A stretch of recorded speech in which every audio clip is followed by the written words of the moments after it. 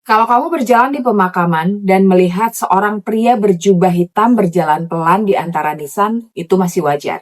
Tapi kalau kamu melihat pria itu menunduk dan kepalanya tidak menempel di lehernya, tolong guys, jangan berhenti. Di TPU Jeruk Purut, Jakarta Selatan, ada satu sosok yang sering terlihat menjelang dini hari. Langkahnya tenang, nggak tergesa, seolah tahu tidak ada yang bisa berlari darinya.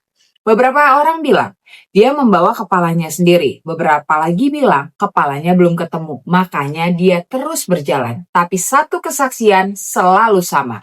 Setiap orang yang menoleh terlalu lama akan mendengar suara langkah itu muncul lagi di belakang mereka. Dan saat itulah mereka sadar. Bukan mereka yang melihat, mereka yang sedang diperiksa.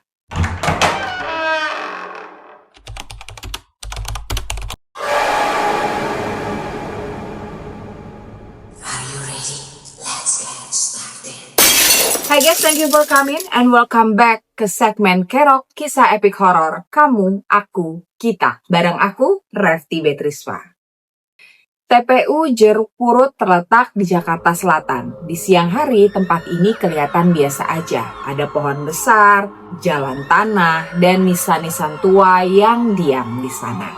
Tapi begitu matahari tenggelam, suasananya berubah. Bukan cuma gelap, tapi sunyi yang terasa berat. Warga sekitar udah lama mengenal satu kisah yang diwariskan dari mulut ke mulut. Kisah tentang seorang pastor asing yang dimakamkan tanpa kepala. Versinya berbeda-beda. Ada yang bilang dia adalah korban penghilangan nyawa. Ada yang bilang kecelakaan. Ada juga yang bilang kepalanya sengaja dipisahkan karena kesalahan besar yang ia lakukan semasa hidupnya. Tapi satu hal selalu sama. Setiap orang yang pernah melihat sosok itu menggambarkan hal yang sama. Seorang pastor berjubah hitam, langkahnya pelan, tangannya membawa kepalanya sendiri, dan di belakangnya selalu ada anjing besar hitam yang mengikutinya tanpa suara. Cerita ini datang dari Bapak Rashid, mantan penjaga makam Jeruk Purut di era akhir 90-an. Waktu itu Pak Rashid masih muda, baru beberapa bulan bekerja, belum terlalu percaya sama hal-hal gaib guys. Malam itu giliran dia jaga sendiri, jam udah lewat 2 dini hari, angin dingin turun, daun-daun bergesek pelan. Pak Rashid sedang duduk di pos kecil dekat pintu masuk makam. Saat mendengar suara langkah kaki, pelan, teratur, seperti sepatu kulit yang menyentuh tanah basah. Dia mengira ada seseorang yang ziarah malam gitu. Hal yang jarang tapi bukan artinya mustahil ya. Pak Rashid berdiri, menyorotkan senter, dan dari antara deretan nisan tua muncullah sosok tinggi berjubah hitam. Pastor, topinya menunduk, tangannya di depan dada. Pak Rashid mau menegur sampai dia sadar satu hal. Lehernya kosong guys. Kepala pastor itu ada di tangannya. Wajahnya pucat, matanya tertutup, dan bibirnya seperti berbisik pelan di belakangnya. Anjing hitam besar berjalan mengikutinya. Tanpa suara, tanpa nafas terengah. Pak Rashid langsung jatuh terduduk, senter lepas dari tangan. Dan ketika dia berani menoleh lagi, sosok itu udah gak ada.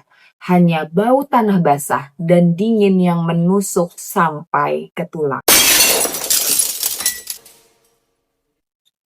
Besok paginya, Pak Rashid ini cerita nih ke penjaga lain. Reaksinya tuh bukan kaget, bukan heran, mereka cuma saling pandang. Salah satu penjaga senior di sana bilang, guys, berarti kamu sudah lihat dia.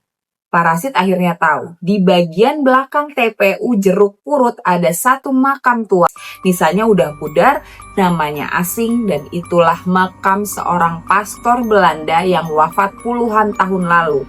Masalahnya, makam itu tidak pernah ditemukan kepalanya, dan warga sekitar percaya kepala pastor itu dikubur terpisah entah di mana, dan selama kepalanya belum kembali, arwahnya nggak akan tenang. Makanya dia berjalan setiap malam tertentu untuk menyusuri makam, mencari bagian tubuhnya sendiri guys. Tahun 2004, cerita lain muncul. Seorang mahasiswa pulang malam melewati jalan TPU Jeruk Purut ya. Dia melihat sosok pastor berjalan di pinggir jalan. Karena takut, dia mempercepat laju motornya. Tapi anehnya, di spionnya sosok itu selalu ada.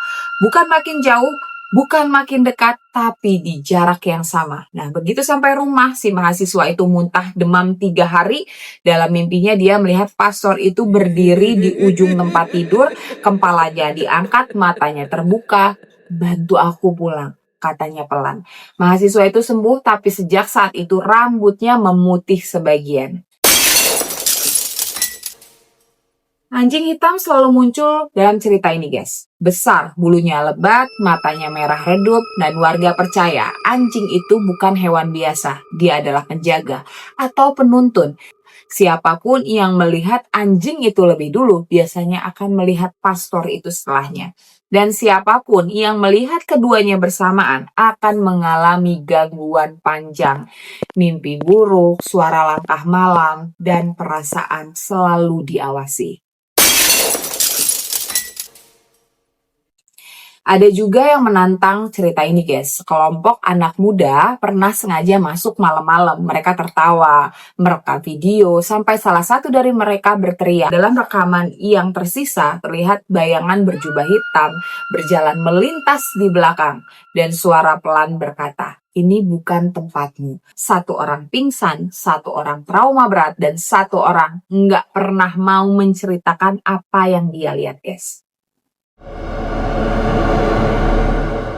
Parasit berhenti bekerja setahun setelah kejadian itu. Katanya, setiap malam tertentu dia selalu dengar suara langkah kaki berhenti tepat di depan posnya dan suara bisikan pelan, "Belum ketemu." Suatu malam, Parasit memberanikan diri membuka pintu, gak ada siapa-siapa, hanya ada bekas jejak kaki dan satu bekas tapak anjing besar yang berhenti tepat di ambang pintu, guys. Pastor tanpa kepala bukan hantu yang menakuti. Dia nggak mengejar, dia nggak berteriak, dia berjalan pelan, sabar, mencari bagian dirinya yang terpisah. Dan selama bagian itu belum ditemukan, kisahnya akan terus muncul di Jeruk Purut. Kalau suatu malam kamu melewati TPU Jeruk Purut dan melihat sosok berjubah hitam yang berjalan pelan, udah, gak usah diikutin, gak usah direkam, dan jangan berharap dia menyadari kehadiranmu. Karena begitu matanya terbuka, dia akan tahu kamu melihatnya. Oke, sekian ceritanya. Terima kasih buat kalian yang udah nonton sampai akhir. Kalau kalian suka cerita kayak gini, jangan lupa untuk like, subscribe, dan juga share cerita ini ke teman-teman kalian yang suka dengerin cerita horor kayak gini.